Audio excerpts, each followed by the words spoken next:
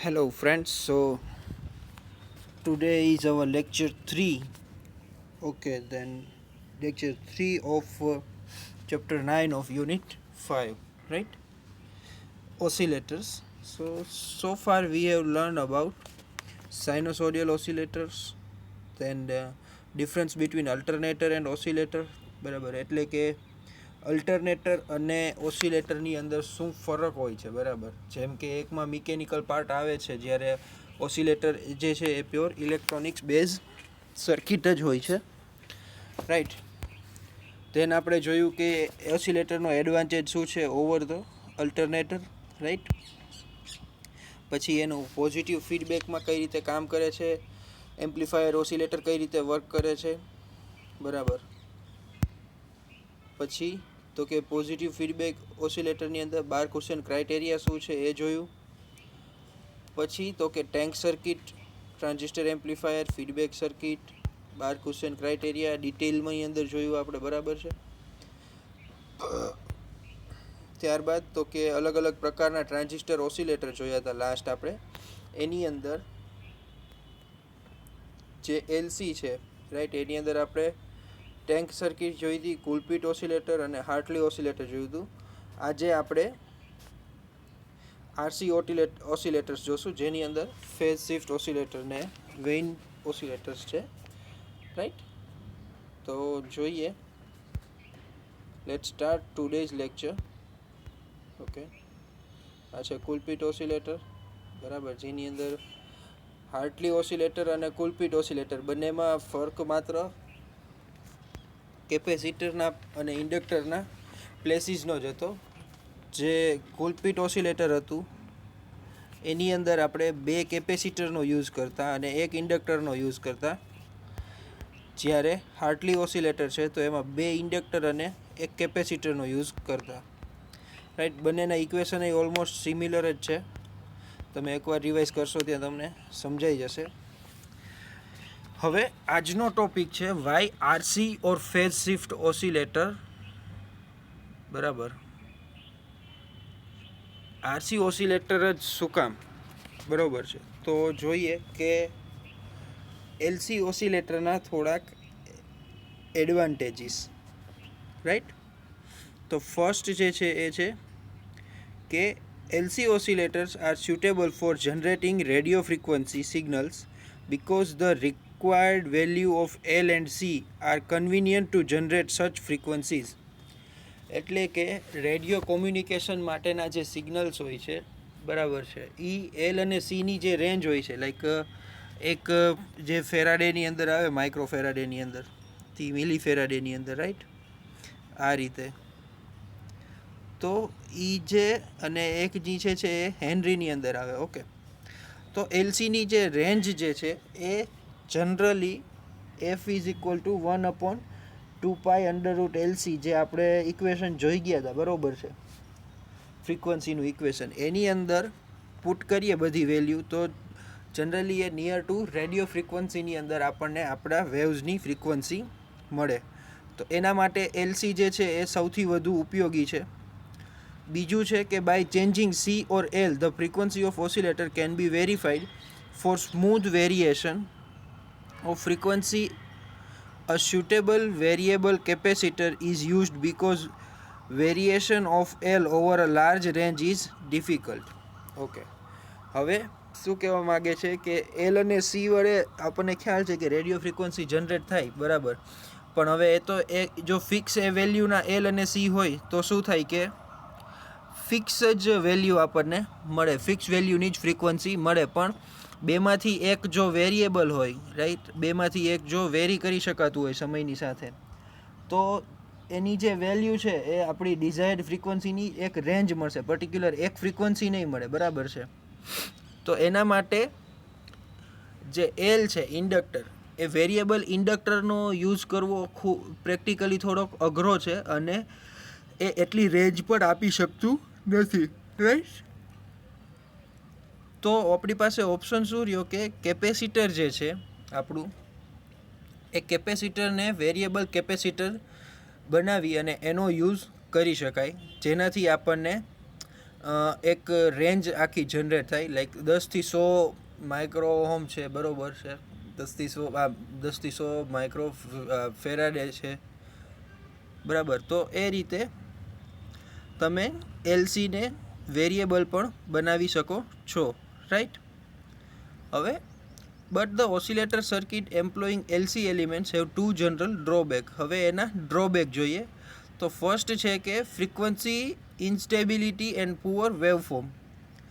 તો એનો first drawback શું આવ્યો, કેમ કે એ એલ અને સીથી બને છે, બરાબર. તો જ્યાં એક પ્રેક્ટિકલમાં જનરલી જેમને ઇન્ટરેસ્ટ હોય એમને ખ્યાલ હશે કે જ્યાં આપણે ઇન્ડક્ટરનો યુઝ કરીએ છીએ તો એ એટલું ફ્રૂટફુલ આઉટપુટ આપણને આપતું નથી, બરાબર. એટલા માટે એની જે વેવફોર્મ એનાથી જનરેટ થાય એ પ્રોપર વેવફોર્મ ના મળે, અંદર તમને થોડુંક ફ્લક્ચ્યુએશન મળતું હોય અને એ ઇનસ્ટેબલ ફ્રીક્વન્સી આપે છે.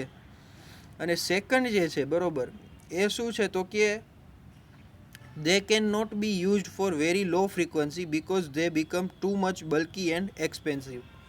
હવે કેપેસિટર અને ઇન્ડક્ટર છે, તો ઇન્ડક્ટરની અંદર શું હોય કે એક વાયરની લૂપ જ હોય, રાઈટ.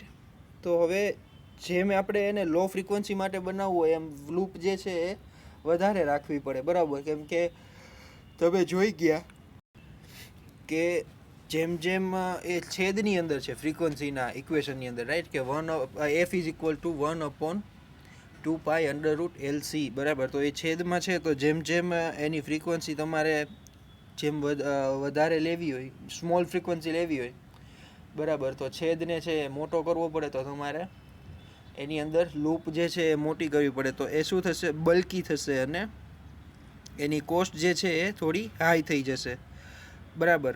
તો હવે આપણને આપણા ક્વેશ્ચનનો આન્સર મળશે કે વાય આરસી સર્કિટ્સ, રાઈટ. તો શું છે કે good frequency stability and waveform can be obtain from oscillator employing resistive and capacitive elements.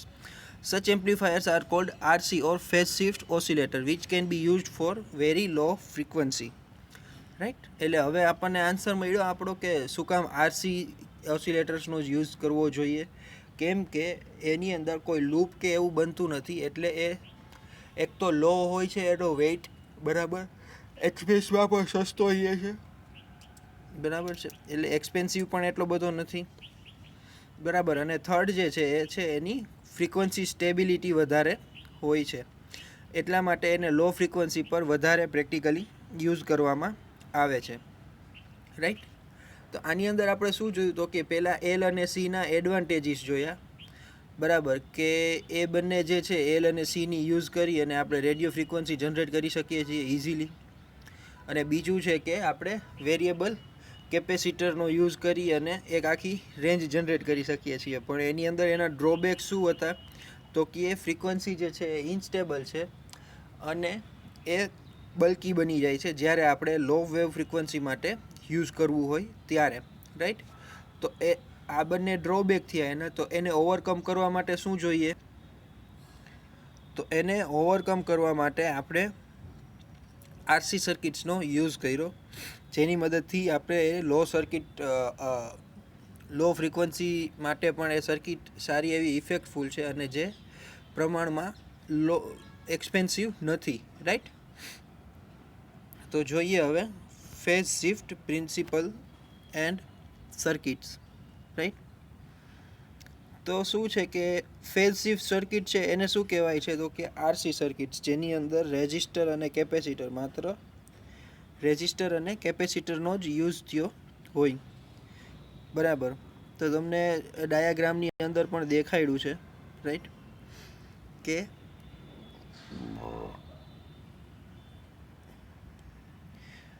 RC network છે, બરોબર, એ કઈ રીતે વર્ક કરે. તો આપણે જોઈએ કે it can be shown that alternating voltage VI across R leads the applied voltage VI by phi 0. The value of phi depends upon the value of R and C, right. એટલે કે આ એક જ સર્કિટ તમે ખાલી જુઓ, બાકીનો portion જે છે એ રિમૂવ કરી નાખો તમે, તો શું થશે કે V1 જે છે અથવા તો VI જે છે ઇનપુટ વોલ્ટેજ, રાઈટ, એ માત્ર ને માત્ર કોના ઉપર ડિપેન્ડ કરશે, એલ અને સી ઉપર, રાઈટ. ઓકે. હવે જોઈએ કે if resistor R is varied the value of phi also change. બરાબર. If R were reduce to 0 vi by 90 degree of phase. Ready? However, adjusting R to 0 would be impracticable because it would be lead no voltage across R. Therefore, in practice, R is varied to such a value that make Vi to lead by 60 degree of phase change. બરાબર. હવે એ શું કહેવા માગે છે? તમે પહેલાં જોયું કે આ જે બેનો જ યુઝ કર્યો હોય જો આપણે સર્કિટની અંદર, તો શું થાય કે માત્ર ને માત્ર એ જે છે એ શું થાય કે ફેઝ આપણે ચેન્જ કરવો હોય આપણા ઇનપુટનો, બરાબર, તો 90 ડિગ્રી ફેઝ ચેન્જ કરવા માટે આપણે આરની વેલ્યુ 0 લેવી પડે, ઓલમોસ્ટ 0, પણ એ પ્રેક્ટિકલી પોસિબલ નથી. તો એને પોસિબલ કરવા માટે આપણે આરની વેલ્યુ જે છે એ બને એટલી ઓછી લઈએ, જેનાથી ને આપણને ઇનપુટ વોલ્ટેજની અંદર કેટલો ફેઝ ડિફરન્સ મળશે, તો કે 60 ડિગ્રીનો. હવે એવા 60 ડિગ્રીવાળા ફેઝ ડિફરન્સને આપણે 3 વખત રિપીટ કરીએ, બરાબર, તો 60 × 3 ઇઝ ઇક્વલ ટુ 180 થશે, રાઈટ. તો આપણને એ ફેઝ ડિફરન્સ મળી ગયો 180 ડિગ્રીનો, રાઈટ. એટલા માટે આપણે અહીંયા 3 સર્કિટને જોઈન્ટ કરેલી છે, રાઈટ. હવે આપણે જોઈએ ફેઝ શિફ્ટ ઓસિલેટર.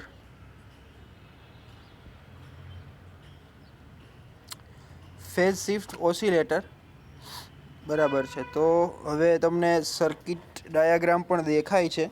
તો figure shows the circuit diagram of a phase shift oscillator. It consists of a single transistor amplifier and a RC phase shift network. બરાબર. The phase shift network consists of 3 sections, R1C1, R2C2 and R3C3. At some particular frequency F0, the phase shift in each RC section is 60 degree. So the total phase shift produced by RC networks is 180 degree, right? એનો મતલબ કે જે circuit તમને દેખાઈ છે એની અંદર તમને 3 આરસીના connections દેખાડ્યા છે, જે R1C1, R2C2 અને R3C3 વડે દર્શાવ્યા છે, બરાબર. હવે F0 નામની કોઈ ફ્રીક્વન્સી છે, બરાબર. આ F0 ફ્રીક્વન્સી જે છે એ ફર્સ્ટમાંથી નીકળશે ત્યારે 60, સેકન્ડમાંથી નીકળશે ત્યારે 120 અને થર્ડમાંથી નીકળશે ત્યારે 180 ડિગ્રીના ફેઝ ડિફરન્સની અંદર જનરેટ થશે, બરાબર. હવે અહીંયા આપણે આનું ફ્રીક્વન્સી માટેનું ઇક્વેશન જોઈએ તો છે કે F0 ઇઝ ઇક્વલ ટુ 1/2, એટલે કે 1/2 પાઈ RC √6, રાઈટ.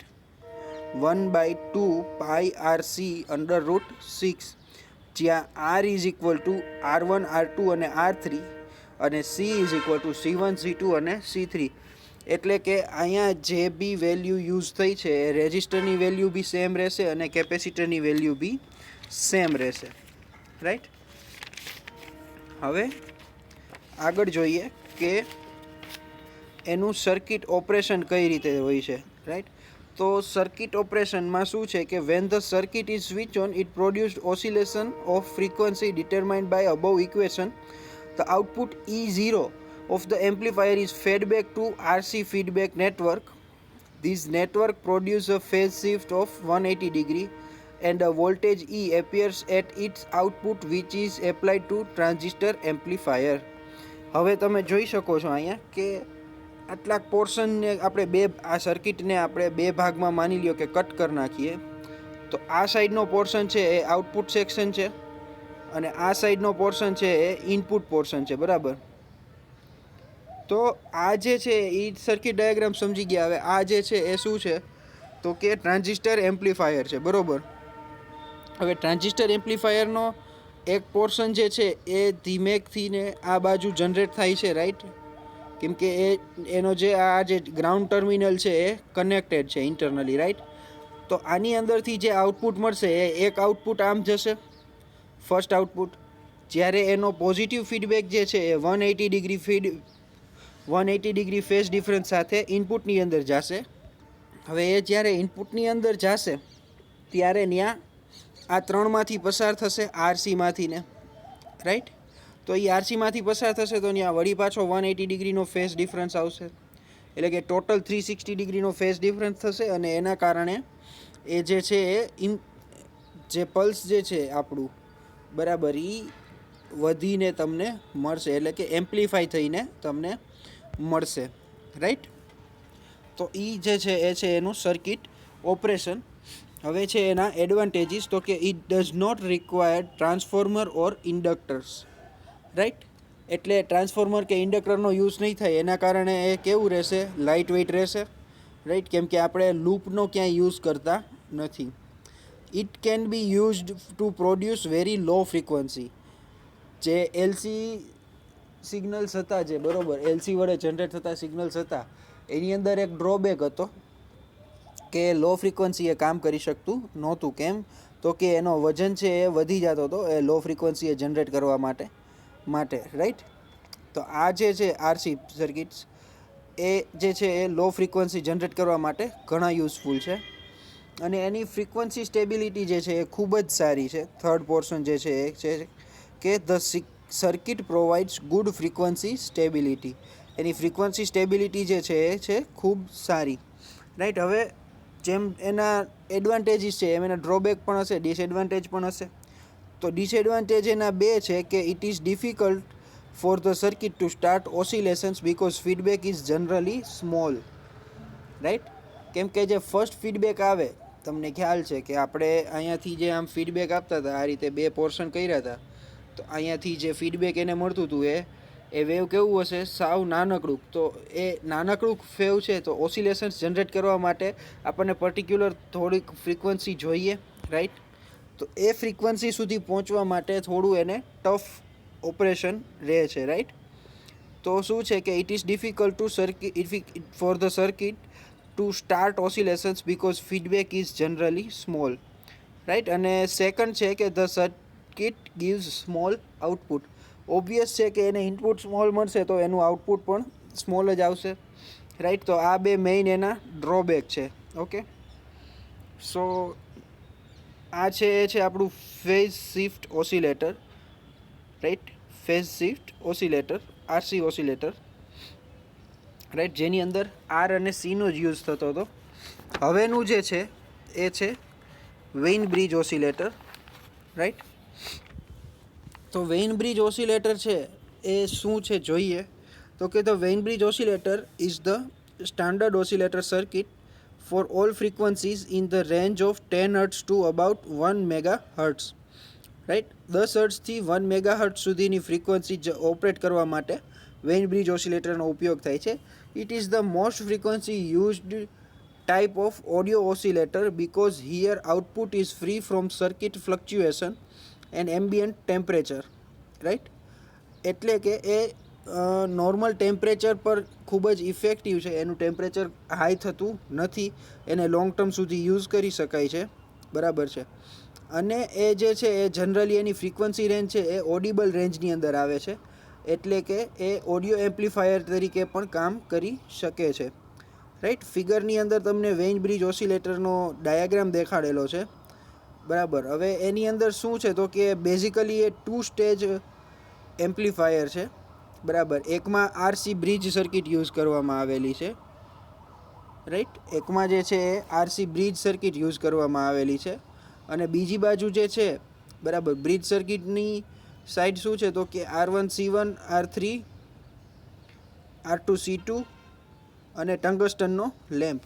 બ્રિજ સર્કિટની અંદર શું શું યુઝ કરવામાં આવ્યું છે તો કે R1 R2 R3 C1 C2 અને એલપી શું છે તો કે ટંગસ્ટનનો લેમ્પ, રાઈટ. હવે રેઝિસ્ટન્સ R3 અને એલપી એ શું કરશે તો કે સ્ટેબિલાઇઝ કરશે એમ્પ્લિટ્યૂડને, આઉટપુટના એમ્પ્લિટ્યૂડને સ્ટેબિલાઇઝ કરશે. ટંગસ્ટન લેમ્પ એલપી અને R3, અહીંયા જે છે એ R3 રેઝિસ્ટર છે, રાઈટ. બીજું તો કે ટ્રાન્ઝિસ્ટર T1 જે છે, ટ્રાન્ઝિસ્ટર T1, રાઈટ, આમાં અંદર ખાસ ધ્યાન રાખજો કે 2 ટ્રાન્ઝિસ્ટર છે. તો કે T1 ટ્રાન્ઝિસ્ટર છે એ શું કરશે, તો કે ઓસિલેટર અને એમ્પ્લિફાઈંગનું કામ કરશે, જ્યારે T2 જે છે એ ઇન્વર્ટરનું કામ કરશે, રાઈટ. એટલે કે આ જે છે એ શેનું કામ કરશે, તો કે ઓસિલેટર તરીકે અને એમ્પ્લીફાયર તરીકે વર્ક કરશે, જ્યારે T2 જે છે એ 180 ડિગ્રી ફેઝ શિફ્ટ કરવાનું કામ કરશે. એટલે કે એ આપણા વેવને ઇન્વર્ટ કરવાનું કામ કરશે, જેથી કરીને આપણે એને ફીડબેક કરી શકીએ, રાઈટ. તો હવે એ સર્કિટનું ફ્રીક્વન્સી માટેનું ઇક્વેશન જોઈએ. તો કે the circuit uses positive and negative feedbacks, એ બંને પ્રકારના ફીડબેકનો યુઝ કરશે. The positive feedback is through R1 C1 R2 C2, right, and transistor T1. અને જ્યારે નેગેટિવ ફીડબેક છે એ કઈ રીતે કામ કરશે, તો કે through the voltage divider to the input of transistor T2, right. એટલે કે અહીંયા જે આ સર્કિટ આપી છે એ વોલ્ટેજ ડિવાઈડર સર્કિટ છે, એના થ્રુ T2ની અંદર જશે, બરાબર છે. ફીડબેક, એક ફીડબેક જે નેગેટિવ ફીડબેક છે અને પોઝિટિવ ફીડબેક છે એ આ સર્કિટની અંદર આવશે, રાઈટ. હવે જોઈએ કે the frequency of oscillations is determined by the series element R1 C1 and parallel element R2 C2 of the bridge. હવે એની જે ફ્રીક્વન્સી છે, બરોબર, એ R1 C1 જે છે એ સિરીઝની અંદર છે અને R2 C2 છે એ પેરેલલની અંદર છે, આપણે ડાયાગ્રામની અંદર દેખાડાય છે. તો એ બંનેના ઉપરથી આપણને એનો ફ્રીક્વન્સી ઇક્વેશન મળશે, અને ફ્રીક્વન્સી ઇક્વેશન શું છે, તો કે 1/2π √R1 C1 R2 C2,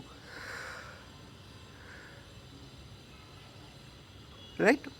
શું છે કે 1/2π √R1 C1 R2 C2.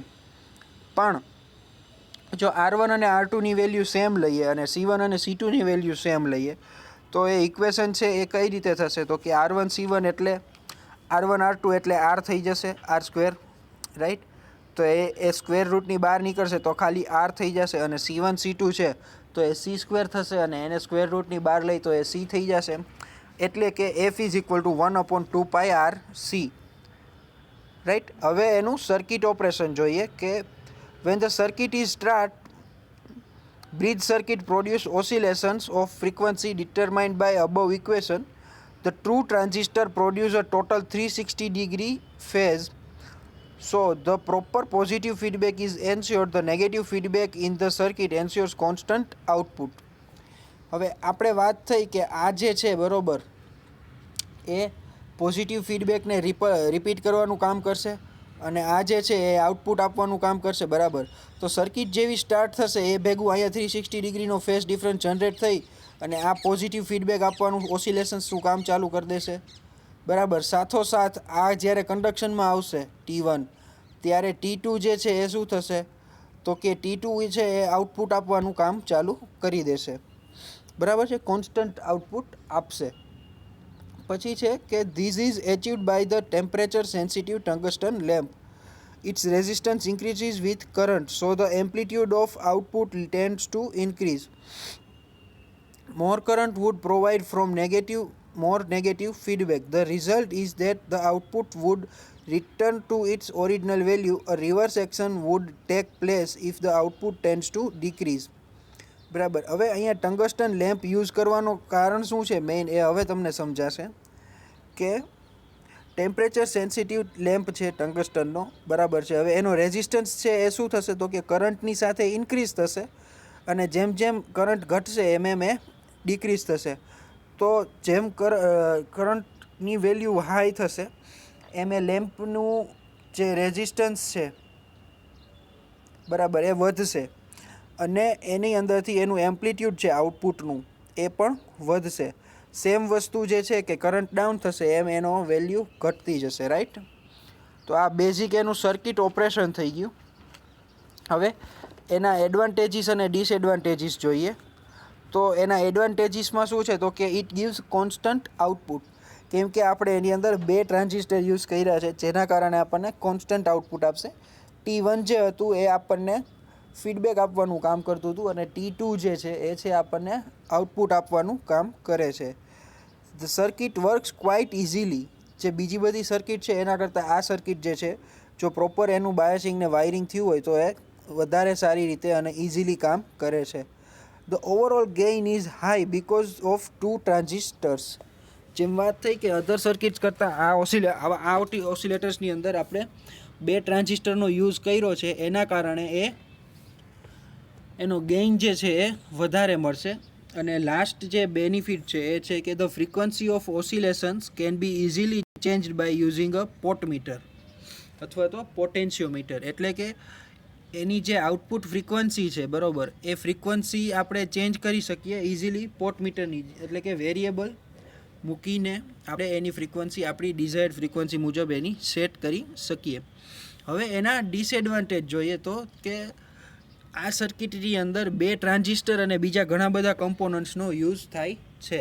તો કમ્પેર ટુ અધર ઓસિલેટર્સ આ ઓસિલેટરની અંદર આપણે વધારે કોમ્પોનન્ટ્સ યુઝ કરવા પડે છે અને જે સર્કિટની અંદર ઝાઝા કોમ્પોનન્ટ્સ યુઝ થાય છે એના કારણે આપણે વધારે હાઈ ફ્રીક્વન્સીની જનરેટ કરી શકતા નથી, રાઈટ.